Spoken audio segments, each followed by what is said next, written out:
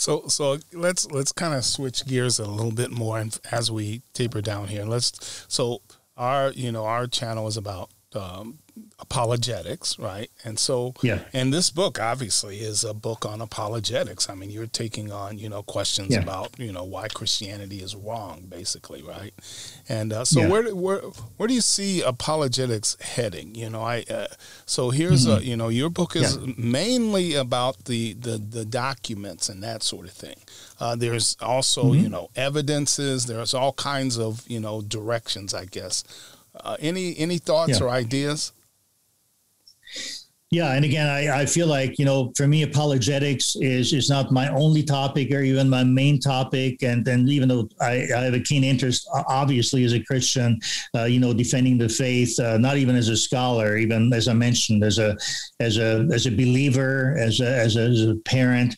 But, just kind of like, my own personal outlook on where apologetics may be headed. I actually don't believe you can reason someone into the kingdom. I don't know, you might agree or disagree, but so I think apologetics is of some value, but it's of limited value. I mean, it's valuable, but there are limitations as well. I feel like God is to draw a person, and even faith in Christ is ultimately a gift from God, as Paul affirms in Ephesians 2:8-9. But having said that, and I felt I just wanted to preface my remarks with that. It is very important. One hopeful sign that I see is there's a branch of biblical apologetics that is developing, that is trying to do apologetics, from a biblical standpoint, and that's less abstract and just merely philosophical in nature. I think such an approach is epitomized in the work of scholars such as Josh Chatraw, our co-author, thinking of his recent book, Apologetics at the Cross, or his more recent work, Telling a Better Story. He's still a good friend. We live in the same area. We recently talked I wish we could have had him be here with me, because we were talking about, so where do you think this thing is going? Where if you want to hook us up with an interview, we'll gladly interview him. Sure. Where do you think apologetics is headed? Because he's the one, even more than me, who's currently really doing a lot of work on it.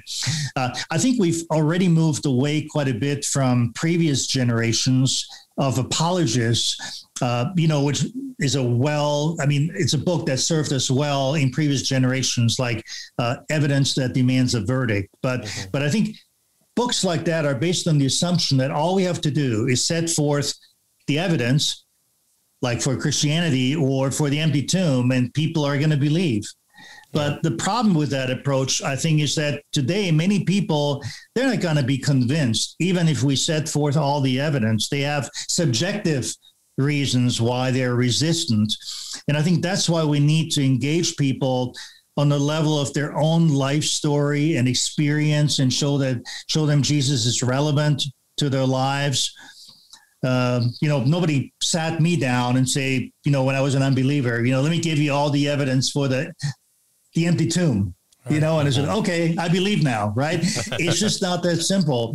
I think we need to tell them the story of the Bible, the story of Jesus, of the early Christians. We need to show them that it's a compelling story of love, of truth. Need to captivate them with that story as they struggle with sin, struggle to make sense of their lives. And so this is really, I think, the time for a new kind of apologetics. And I feel like younger scholars like Josh, I think have done a great job in kind of getting us into the 21st century as far as apologetics is concerned.